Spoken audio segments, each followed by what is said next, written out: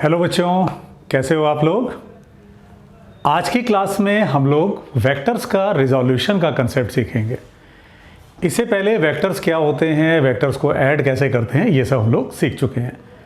तो बच्चों, आज की क्लास में वेक्टर्स को हम लोग कैसे रिजॉल्व करते हैं, यानी हम उसको उसके दो परपेंडिकुलर कंपोनेंट्स में कैसे डिवाइड करते हैं, ये सीखेंगे। Let's start the class. Resolution of vector बच्चों एक कंसेप्ट है जो ये कहता है कि हम किसी वेक्टर को उसके दो परपेंडिकुलर कंपोनेंट्स में रिजॉल्व कर सकते हैं, तोड़ सकते हैं। हम ये जानते हैं कि अगर कोई वेक्टर एक्स एक्सिस पर है, वाई एक्सिस पर है, जेड एक्सिस पर है, तब तो हम उसको आई कैप, एक्स एक्सिस के लिए क्या यूज़ होता है, आई कैप, वाई एक्सिस के लिए जे कैप, जेड एक्सिस के लिए के कैप, और अगर इसी की नेगेटिव एक्सिसेस हैं तो माइनस लगता जाएगा, यानी नेगेटिव एक्स के लिए माइनस आई कैप, नेगेटिव वाई के लिए माइनस जे कैप और नेगेटिव जेड के लिए माइनस के कैप। सपोज हमारे पास कोई वेक्टर है जो कहीं बीच में है, यानी वो एक्स और वाई एक्सिस पे नहीं है, वो कहीं बीच में है, तो हम उसे कैसे उसके कंपोनेंट्स में तोड़ते हैं, हम लोग यही सीखने चल रहे हैं। Let's start. पूरी फिजिक्स में हमें इसकी ज़रूरत बार बार पड़ेगी, कभी चेंज इन वेलोसिटी के फॉर्म में, कभी रिलेटिव वेलोसिटी के फॉर्म में, कभी हमें मैग्नेटिज्म में, हर जगह पे जहाँ भी वेक्टर्स को रिजॉल्व करना होगा, वेक्टर्स को उसके कंपोनेंट्स में तोड़ना होगा, हम लोगों को इसकी ज़रूरत पड़ जाएगी। तो एक आसान सा कंसेप्ट है। हमारे पास टोटल 4 क्वाड्रेंट्स होते हैं, फर्स्ट, सेकेंड, थर्ड और फोर्थ। पूरी फिज़िक्स में हमें यही 4 केसेस मिलेंगे, और उसी को अगर एक बार हम लोग अच्छे से समझ लेंगे तो ये चीज़ हमारे लिए ईजी हो जाएगी, आसान हो जाएगी। सपोज कोई वेक्टर है फर्स्ट क्वाड्रेंट में, मान लो ये वेक्टर है ए। अब ऐसे सोचो, ये फर्स्ट क्वाड्रेंट हो गया, 0 to 90 डिग्री का केस बन गया। अब अगर मान लो कोई पार्टिकल यहाँ से ऐसे जा रहा है, ए के अलॉन्ग जा रहा है, ऐसे जा रहा है, कोई फोर्स इस डायरेक्शन में लग रही है, तो इसका मतलब क्या हुआ स्टूडेंट्स, ये डायरेक्शन है पॉजिटिव एक्स का, ये डायरेक्शन है पॉजिटिव वाई का। यानी अगर कोई पार्टिकल यहाँ से इस जगह तक पहुँचा तो इसका मतलब वो एक्स एक्सिस पे इतना गया है और वाई एक्सिस पर इतना गया है ना, एक्स एक्सिस पे इतना गया है, वाई एक्सिस पे इतना गया है। तो इसी को हम इसके कंपोनेंट्स बोलते हैं। सपोज ये एंगल अगर थीटा है तो इधर उसका कॉस कंपोनेंट ब्रेक होता है, यानी ए कॉस थीटा होता है, यानी वेक्टर जिस लाइन के साथ में बच्चों एंगल बनाएगा उस लाइन पर उसका कॉस कंपोनेंट बनता है, और इसके परपेंडिकुलर ए साइन थीटा। आप इसे एक ट्राइंगल बना के भी समझ सकते हो बच्चों। इसको उठा करके ऐसे अगर ले आओ तो ये एक ट्राइंगल बन जाएगा, एक राइट एंगल ट्राइंगल बन जाएगा। इस ए साइन थीटा को अगर ऐसे उठा के ले आओ तो ये एक ट्राइंगल बन जाएगा जिसका बेस ए कॉस थीटा और जिसकी हाइट ए साइन थीटा होगी। तो यहाँ 2 बातें बस ध्यान रखनी है बच्चों आपको। अगर कोई पार्टिकल इधर गया तो वो पॉजिटिव एक्स में जा रहा होगा और पॉजिटिव वाई में जा रहा होगा, ठीक। दूसरी बात, वेक्टर जिस लाइन के साथ एंगल बनाएगा उधर उसका कॉस कंपोनेंट बनेगा। ये 2 बातें बस ध्यान रखनी है। अगली पॉसिबिलिटी बच्चों क्या बनती है, वेक्टर हो सेकंड क्वाड्रेंट में, यानी 90 डिग्री और 180 डिग्री के बीच में। ये क्वाड्रेंट्स की बात हम लोगों ने मैथमेटिकल टूल्स में डिटेल में की हुई है। मैथमेटिकल टूल जो एक वीडियो लेक्चर, उसमें मैथमेटिकल टूल 1 और 2 पढ़ा हुआ है, उसको आप देख सकते हो क्वाड्रेंट्स की पूरी जानकारी के लिए। क्वाड्रेंट्स होते क्या हैं, कैसे उनका ट्रिग्नोमेट्रिकल फंक्शन कैसे वेरी करता है। मान लो वेक्टर है हमारे पास सेकंड क्वाड्रेंट में और हमें ये एंगल थीटा दिया गया हो, ये नोन हो, तो अब पार्टिकल या तो कुछ तो नेगेटिव एक्स में जा रहा होगा, कुछ पॉजिटिव वाई में जा रहा होगा। तो नेगेटिव एक्स और पॉजिटिव वाई में कंपोनेंट टूटेंगे। ये बात यहाँ से क्लियर हुई। किससे क्लियर हुई, डायरेक्शन से। कॉस और साइन स्टूडेंट्स ये बिल्कुल मत रट लेना कि एक्स एक्सिस पे कॉस बनेगा, वाई एक्सिस पे साइन बनेगा, ऐसा कुछ नहीं होता। जिस एक्सिस के साथ वेक्टर एंगल बना रहा होगा उधर उसका कॉस कंपोनेंट बनता है, यानी इधर बनता है कॉस कंपोनेंट और इसके परपेंडिकुलर बनेगा साइन कंपोनेंट। तो कॉस और साइन बच्चों किस बात पे डिपेंड करेगा कि वेक्टर किसके साथ में एंगल बना रहा है। पॉजिटिव एक्स है कि नेगेटिव एक्स है, ये किस बात पे डिपेंड करेगा, पार्टिकल जा किस रास्ते पे जा रहा है, फोर्स लग किस रास्ते पे रही है, और उसी के अकॉर्डिंग वो किधर किधर उसके कंपोनेंट टूटेंगे। कोई पार्टिकल अगर ऐसे जा रहा है नेगेटिव एक्स में, या कह लें एक्स और वाई क्वाड्रेंट में, सेकंड क्वाड्रेंट में, तो नेगेटिव एक्स में कुछ जाएगा और पॉजिटिव वाई में कुछ जाएगा। ठीक है, आसान सी बात है। सिमिलरली अगर वेक्टर थर्ड क्वाड्रेंट में हो तो ये एंगल अगर थीटा है तो पार्टिकल अगर इधर आया है तो वो नेगेटिव वाई में भी जा रहा होगा, नेगेटिव एक्स में भी जा रहा होगा। वेक्टर जिस लाइन के साथ एंगल बनाएगा उधर उसका कॉस कंपोनेंट और उसके परपेंडिकुलर बच्चों कौन सा कंपोनेंट? Sign component. अगेन दो बातें ध्यान रखनी है, पार्टिकल अगर इधर गया तो नेगेटिव एक्स में जा रहा होगा, नेगेटिव वाई में जा रहा होगा। वेक्टर जिस लाइन के साथ एंगल बनाएगा उधर उसका कॉस कंपोनेंट और उसके परपेंडिकुलर साइन कंपोनेंट। ये आपने बच्चों कौन कौन सा कवर कर लिया? First quadrant, second quadrant, third quadrant. Fourth quadrant यानी एंगल है 270 से 360 के बीच में। ये रहा कोई वेक्टर A, ये रहा एंगल थीटा, तो इधर जाएगा इसका कॉस कंपोनेंट और नीचे आएगा इसका साइन कंपोनेंट। कभी अगर आपको ये कंफ्यूजन हो कि हम साइन कॉस किधर बनाएं तो ये ध्यान रखो, वेक्टर जिस लाइन के साथ एंगल बनाएगा उधर उसका कॉस कंपोनेंट, उसके परपेंडिकुलर उसका साइन कंपोनेंट। कभी ये कंफ्यूजन हो कि हम एक्स वाई कैसे लें तो थोड़ा सा अपना हम कॉमन सेंस यूज़ करें। पार्टिकल अगर इस डायरेक्शन में गया तो इसका मतलब वो पॉजिटिव एक्स में कुछ गया होगा और नेगेटिव वाई में कुछ आया होगा। ये टोटल 4 केसेस बनते हैं। पूरी फिजिक्स में हमें कभी किसी 5वें केस की ज़रूरत नहीं पड़ती। तो हम ये कह सकते हैं फर्स्ट क्वाड्रेंट है तो पॉजिटिव एक्स पॉजिटिव वाई में टूटेगा कंपोनेंट, सेकंड क्वाड्रेंट है तो नेगेटिव एक्स पॉजिटिव वाई में टूटेगा कंपोनेंट, थर्ड क्वाड्रेंट है तो नेगेटिव एक्स नेगेटिव वाई, और अगर फोर्थ क्वाड्रेंट है तो पॉजिटिव एक्स और नेगेटिव वाई। ये बिल्कुल नहीं रटना है हमें कि एक्स एक्सिस पर ही हमेशा कॉस जाएगा, कोई ज़रूरी नहीं होता। वो डिपेंड करता है एंगल आपने किसके साथ में लिया हुआ है। ठीक है, तो वेक्टर जिस साथ एंगल बनाएगा उस पर कॉस और उसके परपेंडिकुलर बच्चों कौन सा? साइन।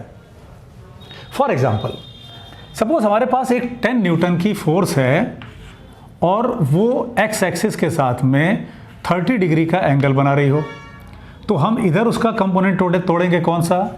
10 cos 30, cos 30 इज √3/2, तो ये बन जाएगा कितना? 5√3। और इसके परपेंडिकुलर जाएगा इसका sign component, that is 10 sin 30, sin 30 की वैल्यू 1/2, तो ये बनेगा बच्चों कितना? 5। इन केस हमने अगर एंगल ये लिया होता तो ये एंगल होता 60 डिग्री, उस केस में इधर जाता 10 cos 60 यानी अगेन 5, और इधर आता 10 sin 60 अगेन 5√3। तो आप इस बात से मत कंफ्यूज होना कि आपने एंगल ये लिया है कि ये लिया है। आप जो एंगल लेंगे, जिसके साथ एंगल लेंगे उधर कॉस कंपोनेंट बनेगा और उसके परपेंडिकुलर साइन कंपोनेंट बनेगा। तो हम इस वेक्टर को, सपोज इस फोर्स वेक्टर को हमें वेक्टर फॉर्म में दिखाना पड़े, वेक्टर फॉर्म मतलब i,j,k, तो ये डायरेक्शन किसका है? पॉजिटिव एक्स का है। कितना मैग्नीट्यूड है? 5√3। तो इसको बच्चों आप वेक्टर फॉर्म में लिखोगे तो क्या लिखोगे? 5√3i कैप, और ये डायरेक्शन किसका है? पॉजिटिव वाई का, तो क्या लिखोगे? 5j cap. सेम लॉजिक से मान लो ये हमारे पास एक फोर्स होती 10 न्यूटन की, ये 10 न्यूटन की फोर्स है। ये सपोज यहाँ पे ये 30 डिग्री का एंगल यानी वाई एक्सिस के साथ एंगल बना रही होती 30 डिग्री। तो बच्चों हम लोग कंपोनेंट किधर तोड़ते हैं? वेक्टर जिस लाइन के साथ एंगल बनाएगा उधर उसका कॉस कंपोनेंट, यानी 10 cos 30, 10 cos 30 that is 10 into √3/2, कितना? 5√3। 10 sin 30 दैट इज 5, तो इसे हम वेक्टर फॉर्म में क्या लिख देंगे? -5i कैप, नेगेटिव एक्स में 5, plus 5√3j cap, and so on. अगर हमें और ज़रूरत पड़े, अगर हम थर्ड क्वाड्रेंट की बात करें, चलो फटाफट इसको भी कर लेते हैं। 10 न्यूटन की फोर्स, ये एंगल 30 डिग्री, तो 10 cos 30 that is 5√3, 10 sin 30 that is 5। तो बच्चों इसको वेक्टर में क्या लिख दोगे? -5i -5√3j। नेगेटिव x के लिए माइनस आई, नेगेटिव j के लिए नेगेटिव y के लिए minus j and so on.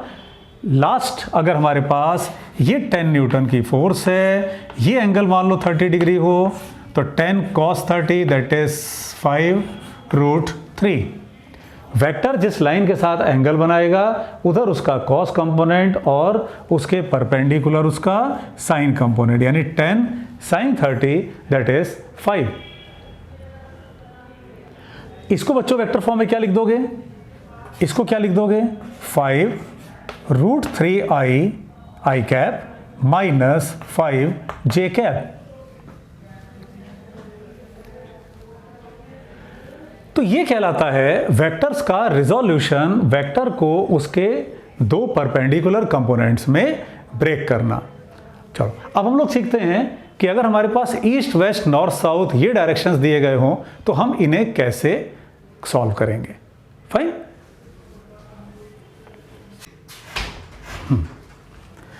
चलो बच्चों अब सीखते हैं हम लोग कि अगर डायरेक्शन दिया गया हो हमको क्वेश्चन में, जैसे क्वेश्चन ने कहा कि कोई पार्टिकल है वो ईस्ट की तरफ चल रहा है, अब उसने अपना डायरेक्शन नॉर्थ की तरफ कर लिया, तो आप चेंज इन वेलोसिटी बताइए, आप रिलेटिव वेलोसिटी बताइए, आप वेलोसिटी के चेंज का मैग्नीट्यूड और डायरेक्शन बताइए।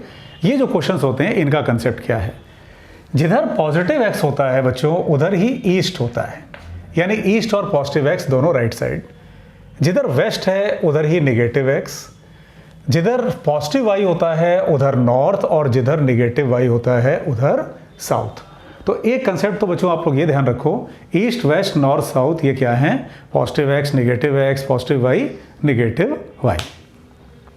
अगर क्वेश्चन कहता है नॉर्थ ईस्ट या ईस्ट नॉर्थ, तो उसका मतलब होता है नॉर्थ और ईस्ट को बीच से बिल्कुल काटती हुई लाइन, यानी 45 डिग्री लाइन। यानी अगर क्वेश्चन ने ये कहा कि कोई पार्टिकल नॉर्थ ईस्ट जा रहा है, तो ये फिर उसमें अंडरस्टूड है कि वो नॉर्थ और ईस्ट को बाइसेक्ट करती हुई लाइन पे जा रहा है, वो 45 डिग्री से काटते हुए जा रहा है। अगर क्वेश्चन कहता है नॉर्थ वेस्ट, तो इसका मतलब हुआ कि वो नॉर्थ और वेस्ट को बाइसेक्ट करते हुए जा रहा है। कोई भी एंगल 45 डिग्री आप कह सकते हो, क्योंकि ये पूरा एंगल 90 डिग्री है, तो आप किसी भी एक एंगल को 45 बोल सकते हो।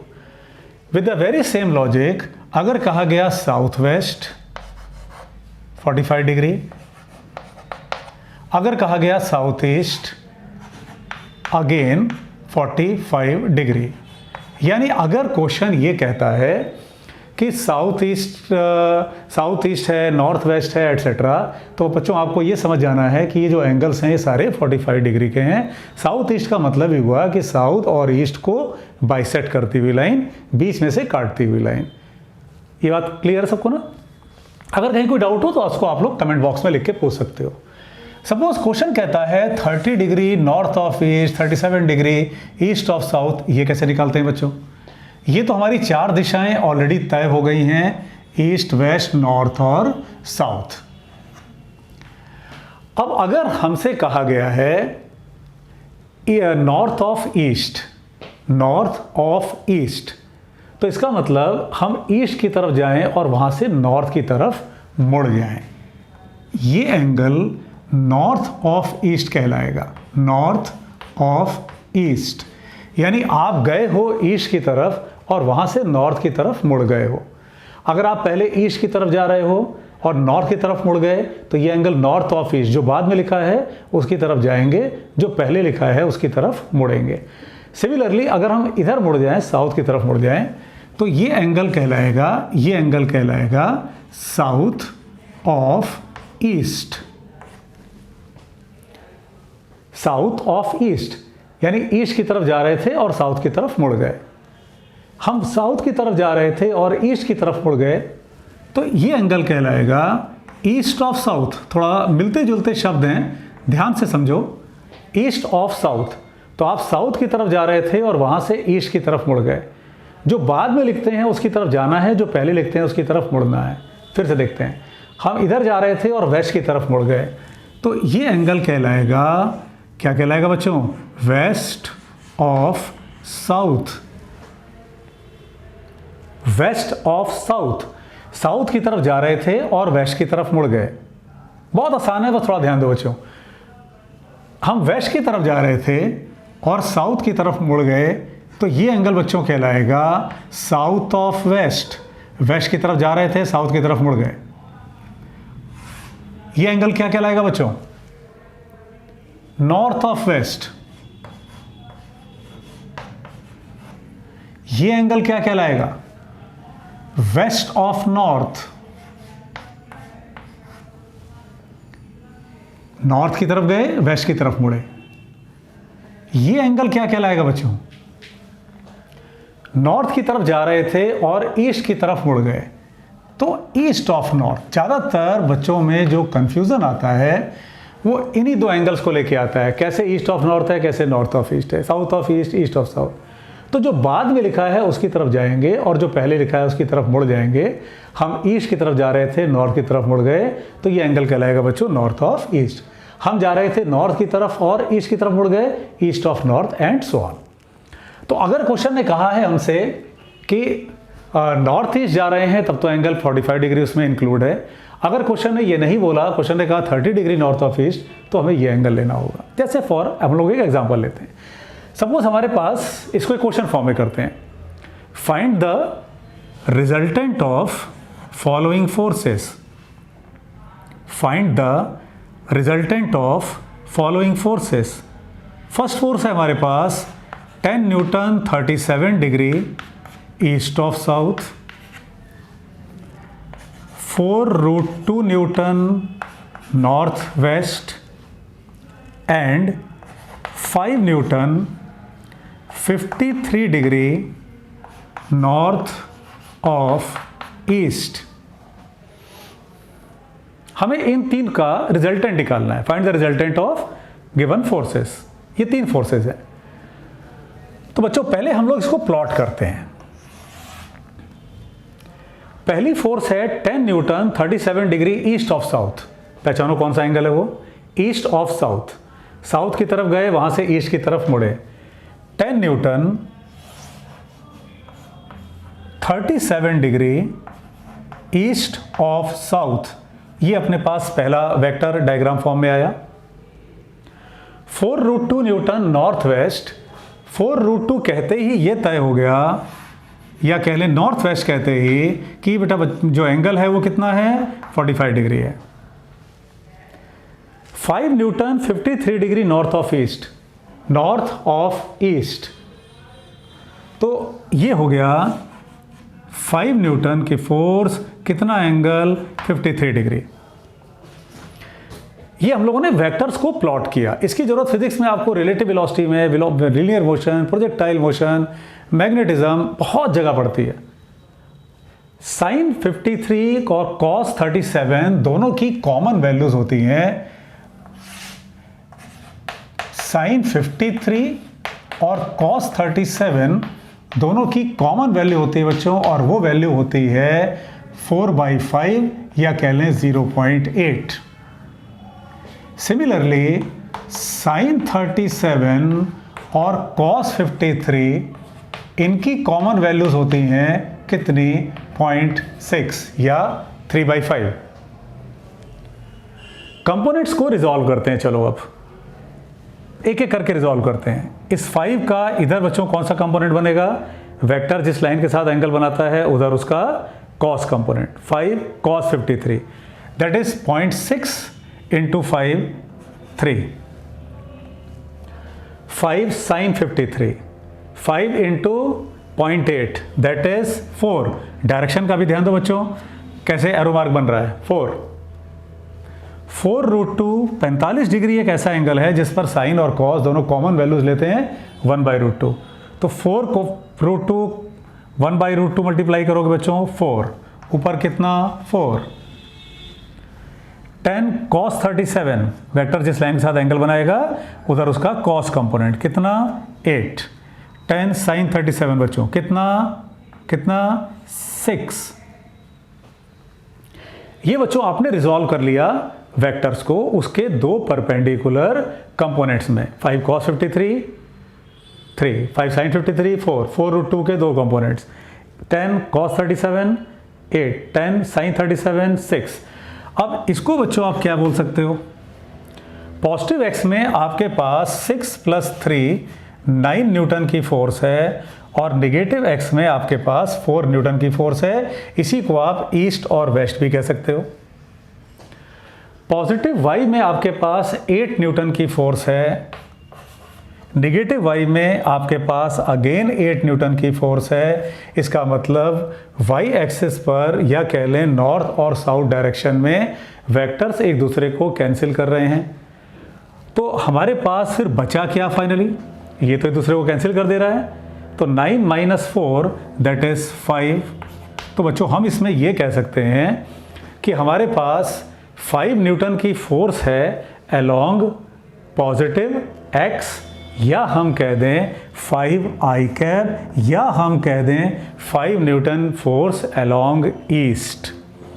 तो ये हमारे पास में 5 न्यूटन की फोर्स अलोंग ईस्ट है, या अगर हम वेक्टर में लिखें तो ये 5i कैप है। तो ये होता है वेक्टर का रिजल्टेंट निकालने का तरीका। फाइन। चलो स्टूडेंट्स, नेक्स्ट क्लास में हम लोग सीखेंगे कि अगर हमारे पास वेक्टर फॉर्म मौजूद हो तो उससे हम मैग्नीट्यूड और डायरेक्शन को कैसे निकालते हैं। Okay students, all the best.